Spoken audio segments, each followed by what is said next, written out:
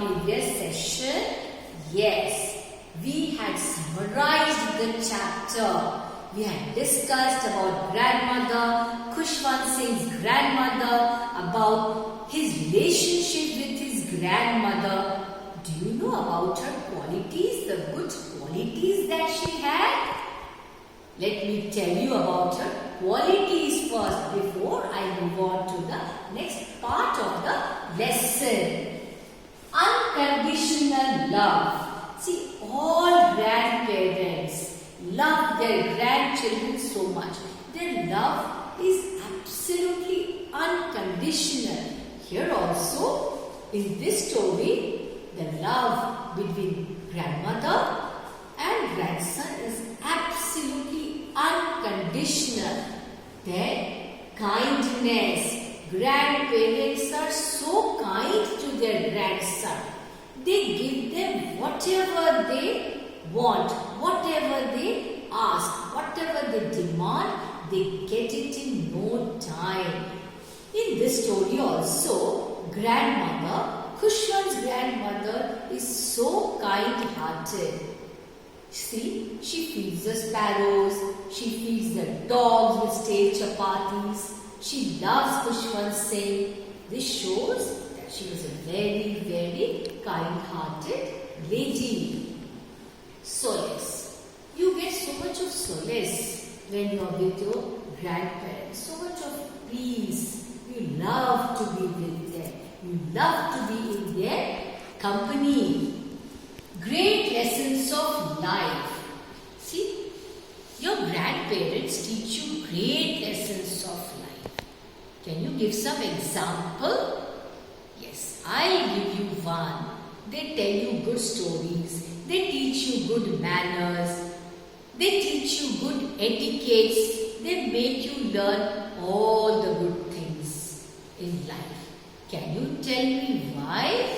Because they want that you should succeed in your life and achieve the best always and forever.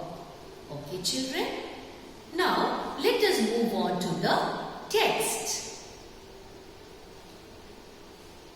When I went up to university, that is, Khushwant says that when he goes to the university for further studies, for his higher studies, he was given a room of his own. Now he has his own room, but grandmother is not with him. The common link of friendship was snapped. It was totally broken. Totally broken. So now he goes for further studies abroad. He was sure his grandmother would be very, very upset. She would be very unhappy because grandmother loves to be in the company of her grandson. She loves him so much. I would be away for 5 years. How long? 5 years he would be away. And at her age, one could never tell. Why one could never tell? Anything can happen at any time, any moment.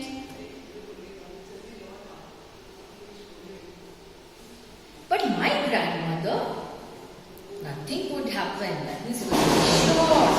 She was not even sentimental, no emotions. She came to leave me at the railway station but did not talk or show any emotion. She did not show any feelings of neither happiness nor sadness. Absolutely no emotions she showed. She came to leave me at the railway station but did not talk at all. She did not talk. She did not show any emotion. No emotion. She was neither happy nor sad. Of course she was sad, but she did not reveal it. Her lips moved in prayer. Her mind was lost in prayer. Otherwise also she used to pray, telling the beads of her rosary. Her fingers were busy telling the beads of her rosary. And at this age, of course, it is very common. Old people, they spend most of their time in temples, praying. Here also in this story, grandmother does the same. Silently she kissed my forehead. What does she do? She kisses his forehead. That is, she said goodbye to him. And when I left, I cherished the moist imprint. See, Khushwant Singh is still able to feel the kiss of his grandmother because his lips are still moist, still wet. And that was the last sign of physical contact between us. Why? Because now he is going to be away for 5 long years. Why? For higher studies. He is going abroad for further studies. But that was not so. After 5 years I came back home and was met by her at the station.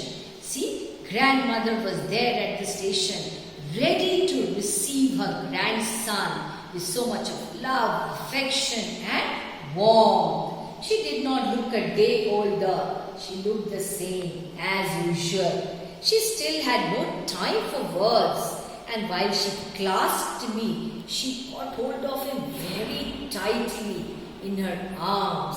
I could hear her reciting her prayers. Khushwant could hear her reciting her prayers, telling the beads of her rosary. Even on the first day of my arrival, her happiest moments were with her sparrows. As usual, she was busy feeding the sparrows. She was very fond of birds and animals. And let me tell you, the birds and animals also loved her. In the evening, a change came over her. Now let's see what was the change. She did not pray. She stopped praying. She collected the women of the neighborhood, got an old drum and started to sing. Why does she do this? She's so happy that grandson has come back. This is how she's trying to express her happiness, her joy. See, she's so full of happiness. For several hours, she thumped the sagging skins of the dilapidated drum. Dilapidated drum? The drum which was in a very bad condition that could not be repaired. The skin of the drum was sagging, but still she was thumping on it and sang of the homecoming of warriors. She's so happy. She's singing, trying to express her happiness, her joy, because Khushwant is back after 5 long years. They were separated for 5 years, remember. We had to persuade her to stop to avoid overstraining, but she's not bothered. She's so old, doesn't have that much energy, but still she keeps on thumping the drum, beating, singing, enjoying. That was the first time since I had known her that she did not pray. That was the only time, the only day grandmother did not pray. The next morning she was taken ill. Next morning, what happens to grandmother? She falls sick. It was a mild fever and the doctor told us that it would go. What did the doctor tell? That she would become alright. It was just a mild fever. But my grandmother thought differently. Actually, children, now she has understood. She is able to feel, sense something is going to happen. She knows that she is on the verge of death now. She is going to leave this world and go to another world, the world of God. She told us that her end was near. She understood that. She said that since only a few hours before the close of the last chapter of her life, she had omitted to pray. That was the only day, the only time when she did not pray. She was not going to waste any more time talking to us. Now, what is she going to do? She is going to recite her prayers because she wants to die a peaceful death. Even before we could suspect her lips stopped moving, that means grandmother is now dead. And the rosary fell from her lifeless fingers. Why did it fall? Because she's dead. No movement in her fingers.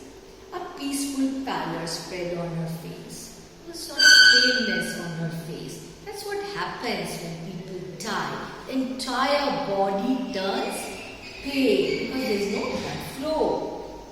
This paleness spread on her face, and we knew that she was dead. So now the family knows that grandmother is no more. We lifted her off the bed as it is customary. It's a custom. Laid her on the ground and covered her with a red shroud. What is a shroud? The wrapping for the corpse or the dead body. After a few hours of mourning, we left her alone to make arrangements for her funeral. Now arrangements are being made for her funeral. That's the last journey. In the evening, we went to a room with a crude stretcher to take her to be cremated. Now she is going to be cremated. Her body is placed on a stretcher and she is being taken to the cremation ground. The sun was setting and had lit her room and veranda with a blaze of golden light. There is golden light all over her veranda. The sun is about to set now. We stopped halfway in the courtyard, all over the veranda and in her room, right up to where she lay dead and stiff, wrapped in the red shroud. So grandmother lies on a stretcher, wrapped in a red shroud. Thousands of sparrows sat scattered on the floor. Children, let me tell you, do you know why the sparrows are sitting there scattered on the floor?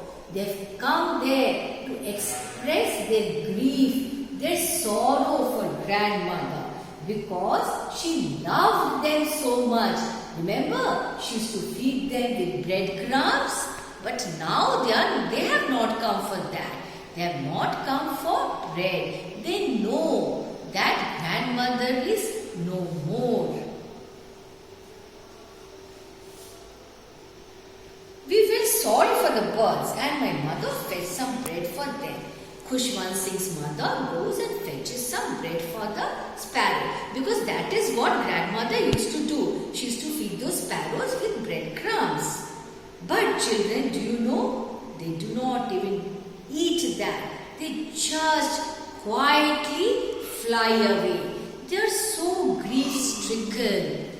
Now children, please read this story at least 2 to 3 times. Mark the difficult words, write down the meanings, look up the meanings in your dictionary and write down the character sketch or a pen portrait of Khushwant's grandma. Next question for you, relationship between Khushwant Singh and his grandmother.